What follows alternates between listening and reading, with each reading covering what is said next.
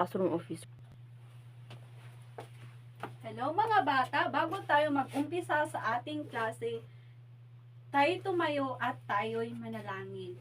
Pero ngayon, ako muna ang mamumuna sa ating panalangin. Tayo'y manalangin. Panginoon, maraming salamat sa araw na ito. Sana po ay gabayan niyo po kami upang matapos ang aming aktibidad na ito. Ito ang aming dalangin sa pangalan ni Jesus. Amen. Magandang umaga mga bata. Magandang umaga po, guro. Ako'y nagagalak at narito kayo dito sa paaralan upang mag-aral. Maari na kayong umupo mga bata. Salamat po. Okay. Bago tayo mag-umpisa sa ating klase, may mga alituntunin na dapat nyong tandaan bago tayo mag-umpisa sa ating klase. Narito ang mga alituntunin dito sa ating paaralan. Ang una ay, Try your best. yes, dapat galingan ninyo dito sa paaralan. Ang pangalawa naman ay, Raise your hand. correct, dapat magtaas kayo ng kamay kung may gusto kayong sabihin o may nais kayong ipaliwanag. At ang pangatlo naman ay, Respect others. yes, dapat respetuhin ninyo ang inyong mga kaklase o ang inyong guro. At ang panghuli ay, Work quietly. tama, dapat magtrabaho kayo ng hindi maingay. So ngayon, tayo'y tumayo at tayo'y mag-awit. Ang aawitin natin ay ang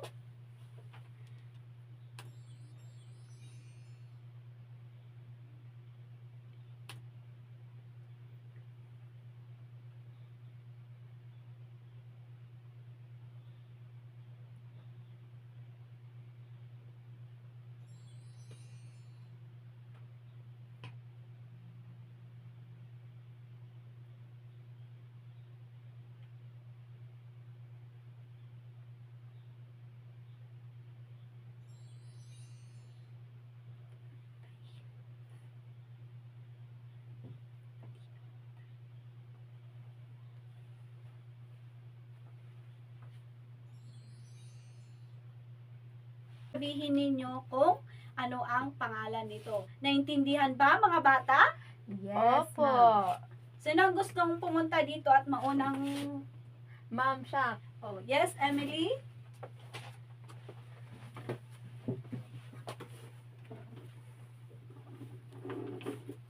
Ma'am Sitaw. Tama. Kumakain ba kayo ng sitaw? Yes, Opo, ma'am. Bakit kailangan nating kumain ng sitaw? Para maging malusog. Tama. Dapat tayong kumain ng sitaw upang ang ating katawan ay maging malusog at hindi tayo sakitin. Sino pa ang gustong pumunta Ma'am. dito? Yes, Ria?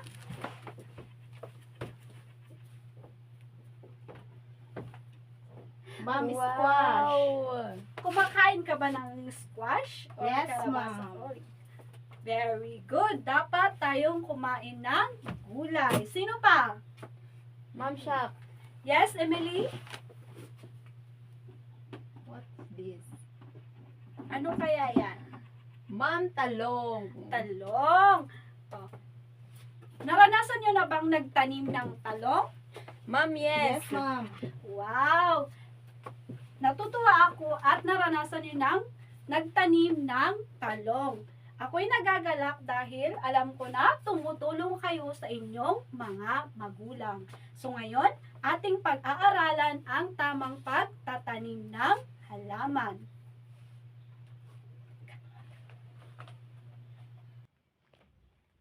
Ano ang naidudulot ng pagtatanim sa ating buhay, mga bata? Ma'am, nagbibigay ng foods. Tama, ito ay nagbibigay ng ating pagkain o ito ay nagbibigay ng ating pangkabuhayan pang-araw-araw. Ano naman ang nararamdaman ninyo nung namumunga na ang inyong mga itinanim? Ma'am, masaya. Tama. Tayo nakakaramdam ng kasiyahan kapag nakikita natin na ang ating itinanim ay namumunga. Ngayon, aking ipapakita kung paano ang tamang pagtatanim ng mga gulay. Ito ang ating mga kailangan. Dapat meron tayong, Ma'am, gloves. yes, dapat Guantes. meron tayong guantes. Ano ang gamit nito? Para sa kamay, ma'am. Tama, ito ay para sa ating kamay. Ma'am, protection. Correct, ito ay protection sa ating mga kamay upang hindi masugatan.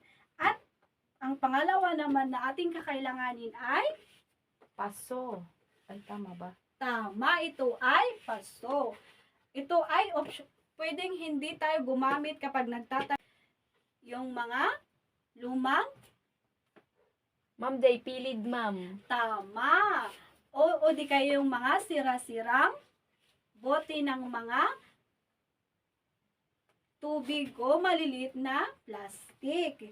At ang susunod naman natin kakailanganin ay Ma'am, basit nga pala. tama, dapat meron tayong Ma'am, ano yan? maliit na pala. Ito ang tinatawag na shovel in English. Pero nakalimutan ko kung anong tawag dito sa Tagalog. At dapat meron tayo ding, Lupa. Ano to? Ma'am, lupa. tama, dapat meron tayong lupa na pagtataniman. At ang pinakamahalaga ay dapat meron tayong buto na itatanim. So ngayon, aking ipapakita kung paano ang pagtatanim ng halaman. Makinig mga bata dahil gagawin rin nyo ito mamaya. Ang una natin gagawin ay dapat lagyan natin ng lupa Lupa. ang paso.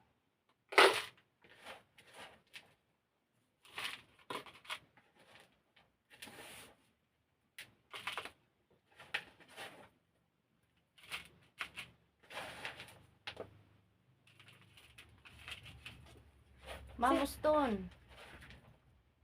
O, tama na yon. Ang susunod naman ay, Ma'am, ano tinusar day guantes? sorry! Nakalimutan ko. Dapat, kung nagtatanim tayo ay dapat magsuot tayo ng guantes Guantes. para mas safe. Sorry, nakalimutan ko. At ang pangalawa naman ay dapat lagyan Bukol. natin ng Buto, ma'am. tama.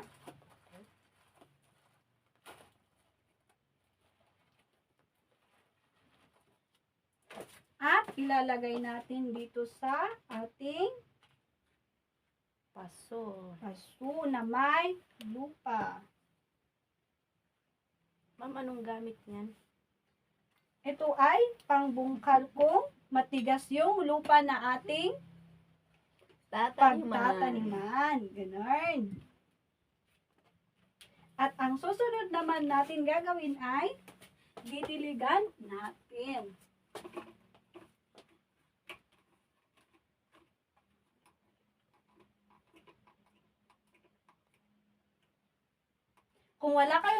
Kung wala kayong ganitong gagamitin, pwede kayong gumamit rin ng recycled na plastic bottles. Ang gagawin nyo lang lamang sa plastic bottles ay bubutasan nyo lamang ng maliit upang hindi masira yung itinanim natin. Oh, ayan. Nakita nyo ba kung paano ang pagtatanim ng gulay? Yes, ma'am. Ngayon, kayo naman ang gagawa. Sinong gustong pumunta dito sa harap? Ma'am, shop. Emily. Ma'am, bulodok ta guantes mo.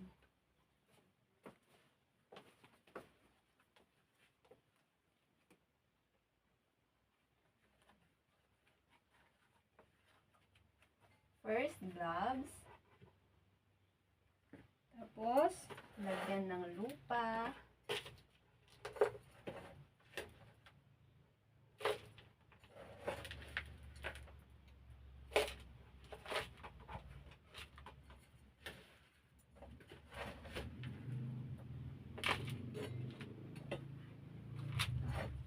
at maaari na nating taniman. Ma'am, mano nga bukol ti ikarga? Lagyan mo ng 2.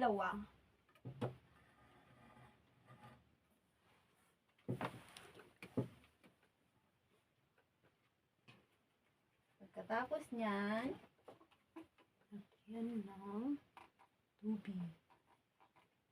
sibugan. Ma'am, nalpason. Ayan, ang galing. Tumayo nga tayo at bigyan natin si Emily ng ang galing clap. Yay! Ma'am, kasano? Ganito yan. 1, 2, 3. 1, 2, 3. Ang galing, ang galing, ang galing. Ganon. Sige, subukan nga natin. 1, 2, 3. 1, 2, 3. Ang galing, ang galing, ang ang galing. galing. Ayan. Oras na ng inyong mga pangkata. Ngayon, kayo'y aking papangkatin ng 2. At ang inyong gagawin ay isasagawa ninyo ang tamang pagtatanim ng halaman gaya ng ating ginawa kanina. Ang unang pangkat, ito ang gagamitin ninyo. Ang ikalawang pangkat naman ay ito. Ngayon, maaari na kayong pumunta dito sa harap. Mamay niya ti ibulami. Nandito sa, baba. Bibigyan ko lamang kayo ng 5 minuto upang tapusin ang inyong gawain. Yes, ma'am.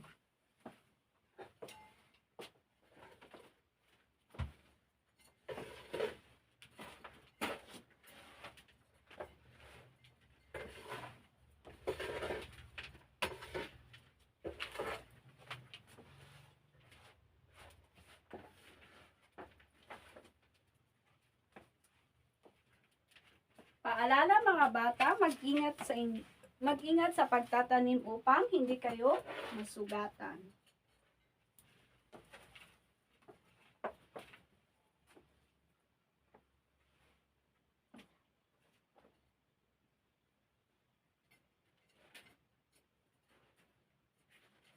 Ma'am, apa yung black dye soil?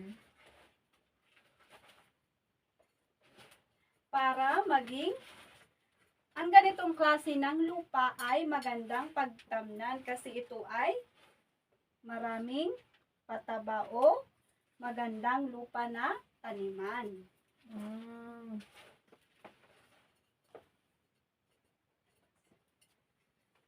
Ma'am, nalpason. Ayan! Natutuwa ako. Maaari na kayong umupo mga bata.